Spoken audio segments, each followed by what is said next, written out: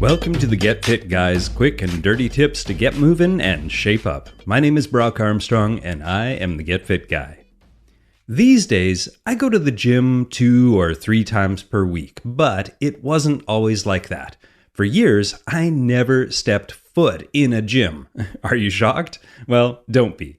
The reason I was able to do that is because I had a decent home gym setup in my not-so-huge apartment, and that's what we're going to talk about today. Now, when you hear me say the words home gym, well, you likely picture an unfinished basement with storage boxes piled up all around a weight bench or a dusty old treadmill.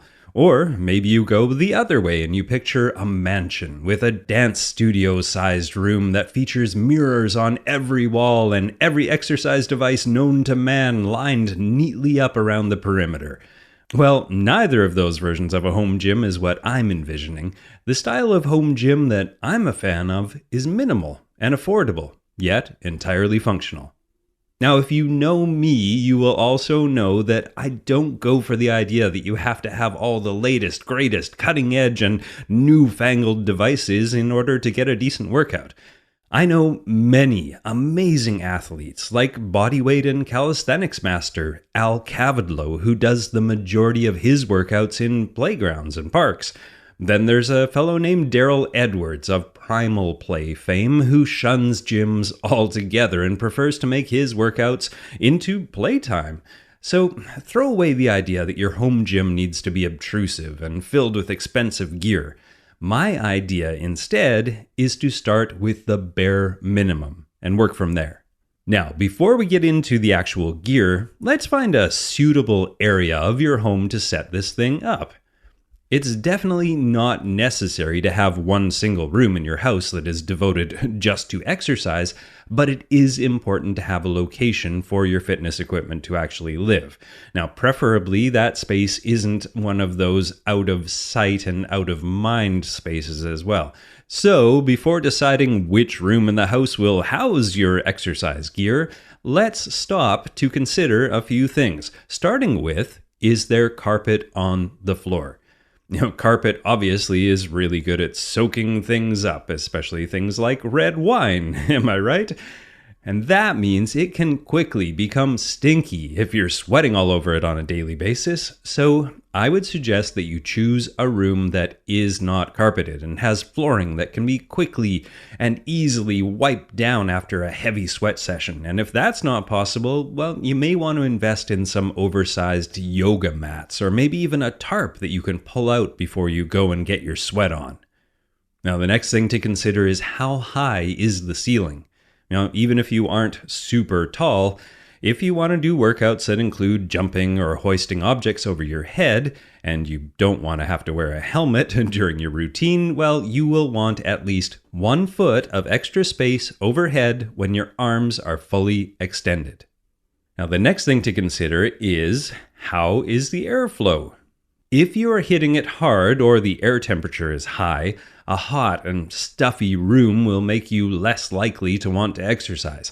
Having at least 1, hopefully 2, windows that open is handy, or at least you can invest in a portable fan that you can point in your general direction. And the final thing to consider is the area inobtrusive? Now, for me, my partner is an emergency room nurse, which means that she works pretty weird hours. Now, if I kept my workout gear in the bedroom, this would pose a serious problem for either my workouts or for her sleep. So, choosing a location that is both convenient and isolated enough, well, that can be a trick for us small home dwellers, but with a little ingenuity, it is definitely possible. All right, now that we have a location all sorted out, let's look at some gear.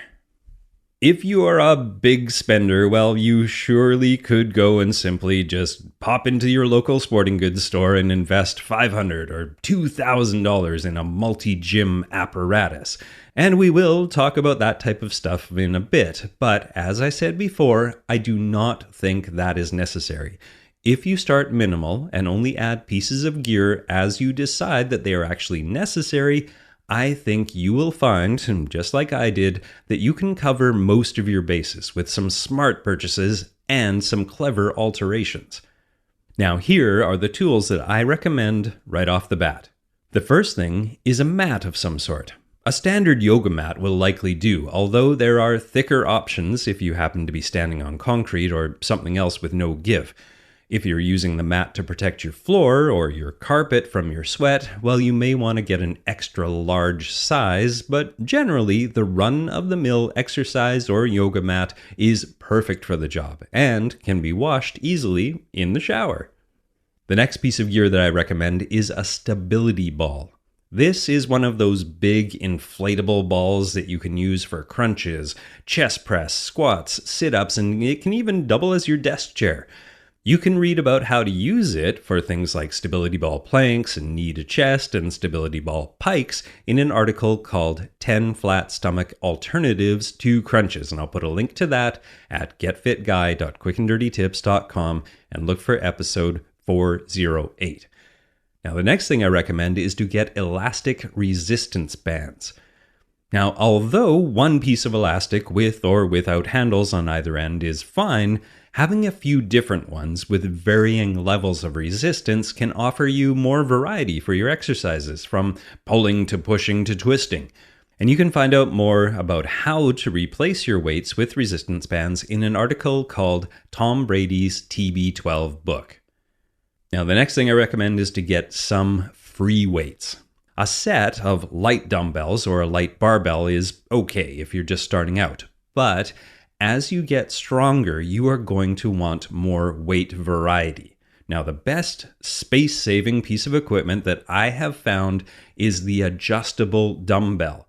Now, these allow you to adjust a single dumbbell from 5 pounds to over 50 pounds, and that's without having to have dumbbells scattered all over the room. Now, the next piece of equipment that I recommend is a pull-up bar. This is a cheap and discreet piece of exercise equipment that I think everyone ought to have in their home. The pull-up bar is adaptable and effective, and it allows you to use your own body weight to exercise a range of muscle groups in ways that are nearly impossible to fudge without a bar. And believe me, I've tried. Now, the next piece of equipment is the foam roller. Now, these are usually long and cylindrical, but they come in many shapes and sizes and lengths and textures and densities. A foam roller can be used for a warm-up, or a cool-down muscle massage, or as a balance device, or even as a fulcrum for doing variations of crunches and back bridges. And you can find out exactly how to use one in an article called The Many Benefits of Foam Rolling. And my final piece of recommended equipment is a step platform or some yoga blocks. Now, whether you're using these things for cardio, for bodyweight exercises, or plyometric workouts, picking up a sturdy and lightweight adjustable platform will allow you to do certain exercises with ease. And if you want to save some space, a few yoga blocks will do in a pinch, as will a set of stairs or even a sturdy footstool that you don't mind getting sweaty.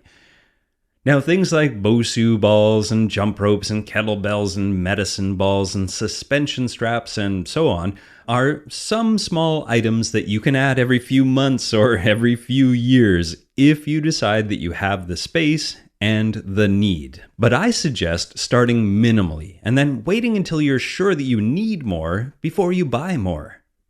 All right, back to the home gym equipment. Now, if you find yourself getting more and more hardcore and you still don't want to invest in a gym membership, or you simply don't have access to a gym, well, here are some more expensive, large, and fancy home gym items that you can consider, starting with the squat rack, which is also known as a power cage. This is a versatile piece of equipment for weight training that's designed to allow for free weight workouts using a barbell. And it's not just for squats either, even though it's called a squat rack. You can use the rack for exercises like deadlifts, overhead presses, chest press, cleans, and a variety of other barbell exercises. Which brings me to the next one, which is a barbell and plates. Now, this can get pricey, but I've seen some sets going cheap on the internet from people who had some good fitness intentions at one time in the past. Now, Keep in mind that a true Olympic bar is about 7 feet wide, so make sure that you have the room before you make the purchase. Now, the next item is called a battle rope. A battle rope is simply a big, heavy rope with some handles on either end. And you can use this for a variety of upper and lower body exercises, such as waves, circles, sidewinders, rainbows, and any other way you can think of to move a heavy rope. And I'll make sure to link in the show notes to an article about metabolism boosting workouts that include some great battle rope workouts. Now, the next piece of fancy equipment is called the Power Tower. If you don't have or want to make enough room for a full-on power cage, well, you can get this compact option, and you can use it for things like pull-ups, chin-ups, dips, hanging knee raises, and other exercises that you do in any dangling position. And my next piece of advanced equipment is the heavy bag. The primary purpose of a heavy punching bag is to develop power in all of your offensive striking techniques, but a heavy bag can be a great alternative to cardio machines for burning fat while also building some explosive power and speed. And speaking of power and speed, the next machine is the rowing machine. Now, with one of these tucked under your bed, you can warm up your body before a workout, or you can crank up the resistance and give your back and your shoulders, your quads and your arms a really serious workout. Now, if you don't want to make room for a rowing machine, perhaps an indoor bike trainer. Now, unlike a stationary bike, an indoor bike trainer allows you to take your normal bike and set it up inside the house. And not only does this allow you to get some cardio when the weather's bad, but the other advantage is that it gives you the option to hop on the bike for some bursts of exercise between your weight training sessions, which is an awesome fitness combo. And my final suggestion for advanced home gym equipment is to get a treadmill, a stationary bike, or an elliptical machine. You know, these ones almost seem too obvious to mention, so I just left them for last. But as you probably know, you can log some serious miles on these machines, even when the weather is keeping you cooped up indoors. Or if you want to maximize your entertainment time, you can plop one of these directly in front of the TV and get your sweat on while you also catch up on the latest binge-worthy content. All right, now that you have your home gym all decked out, here are some quick and dirty tips to help you make the most of it. Number 1. Make sure to keep a paper towel or dishcloth along with a non-toxic cleaning solution in close proximity to your fitness equipment so you can give them regular wipe downs. Sweat is not only stinky, but it is surprisingly corrosive, so don't let it shorten the lifespan of your gear. Keep it clean. Number 2 is don't forget to cool down. Just because you can finish your workout and immediately start cleaning the house or making dinner doesn't mean you should. Cool downs are important, so don't skip it just because your very own shower is calling you. And number 3 is gather ideas from friends, fitness websites, books, and maybe even my podcasts, and create a solid list of at least 5 tried and true workouts that you can do with your equipment right there at home. If you have something planned out and ready to go, you will be more likely to actually do it. And number 4 is have a stereo, a computer, or an entertainment system near your home gym. Not only are there some great streaming fitness services these days that you can use to make your routine more fun, but being able to listen to music or a podcast while you're working out can make you more likely to come back to this fine establishment. When I am asked for my secrets to staying fit, especially for a busy working stiff with plenty of hobbies that don't involve pumping iron or running on a treadmill, the best secret that I have to share is to hack your environment. By making exercise and movement as easy and as available as often as possible, you can truly stay as fit as possible without having to dedicate time to the gym.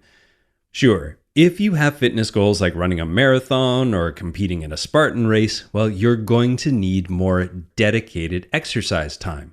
But my philosophy is that a true workout should be the optional dessert, and the movement that you can sneak in when you have time and the gear around the house is where the true exercise meals can be had. Now, for more home gym info and tips and to join in the conversation, make sure to join me over at facebook.com/getfitguy or twitter.com/getfitguy or my own website, brockarmstrong.com. Now, my name is Brock Armstrong, and I am the Get Fit Guy, asking you, what are you waiting for? Go make yourself a home gym.